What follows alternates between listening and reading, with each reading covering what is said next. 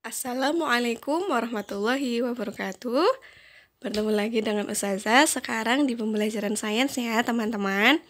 Kita sudah masuk ke chapter 2 atau bab yang kedua. Di sini kita akan belajar tentang what are living and non-living things. Living things itu artinya makhluk hidup. Non-living things artinya benda mati. Nah, apa sih maksudnya makhluk hidup dan benda mati itu? Yuk kita lihat.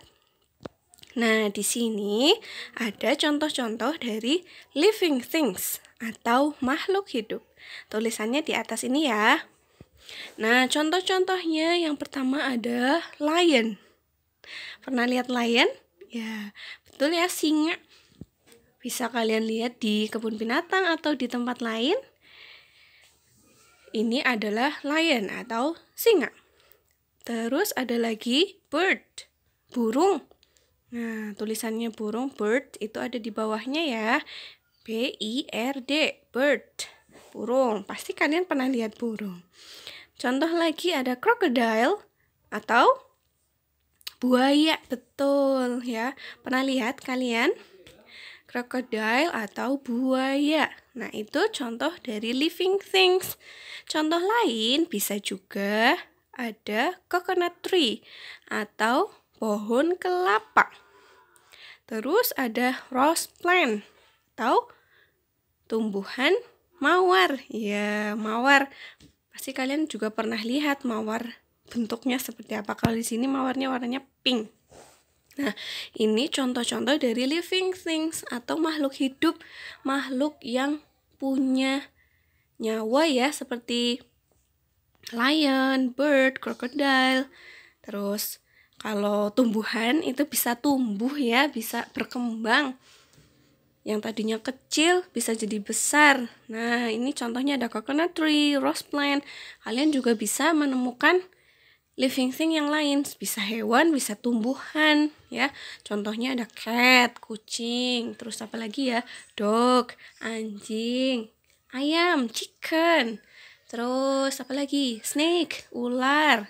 Kalau tumbuhan bisa yang lain lagi ya, bisa tumbuhan ini pohon mangga. Terus pohon apa aja yang ada di sekitar kalian. Itu namanya living things. Nah, yang kedua, di sini kita lihat dulu. Ini si Tom bilang, I am alive and kicking. Aku hidup dan bisa menendang. I am a living thing. Nah, aku itu makhluk hidup.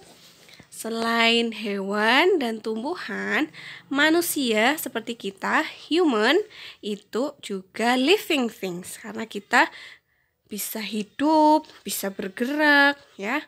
Itu ciri-ciri dari living things. Seperti kita, kalian kan bisa ya, bisa bernafas, bisa beraktivitas, membutuhkan makan, dan lain-lain. Itu ciri-ciri dari living things. Nah, yang kedua itu ada non-living things, artinya benda mati. Di sini contoh-contohnya Ustazah menyebutkan 3, tapi kalian bisa menyebutkan yang lain lagi. Yang pertama ada rocks. Rock itu bebatuan. Pernah ya lihat bebatuan? Bebatuan itu tidak hidup ya, kecuali kalau kalian pindahkan dari tempat satu ke tempat lain, rocksnya itu bisa berpindah. Nah, tapi kan tidak pindah sendiri. Dia bisa pindah karena dipindahkan oleh makhluk hidup. Jadi rocks itu sebenarnya bukan benda hidup tapi benda mati, non-living things, tidak bernyawa. Terus ada bench atau kursi taman. Kursi taman juga bukan makhluk hidup ya, karena ini adalah benda mati, tidak bisa bergerak, tidak bisa bernafas, tidak membutuhkan makanan. Ini contoh living thing, non-living things, benda mati. Terus ada lagi di sini signpost atau penunjuk jalan ya. Kalau di pinggir jalan biasanya juga kalian bisa lihat, tapi bentuknya berbeda, tidak seperti ini ya. Contoh lain, apa ya? Misalkan tas sekolah kalian itu benda mati.